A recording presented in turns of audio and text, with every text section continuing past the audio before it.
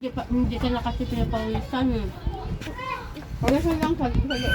Ano ba yung pawis na ano yun? That's why kasi hindi ka kakain. Walang Jollibee doon. Walang pagkain. Kumain ka, Milo. Ayoko.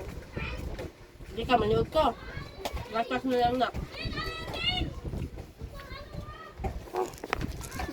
Ah! Hello, hello. Kaya, ano naman? Ba't kasi sa cherry pa? Saan ba tayo? Sino ba kayo? Wala din ATM. Sa uno, ipapil at saka ballpen ang bibilin.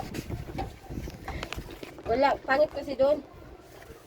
Ano ba sa cherry? Meron ba doon? Ay, may national pala doon. May nasunod doon. Wala namang study, ano eh.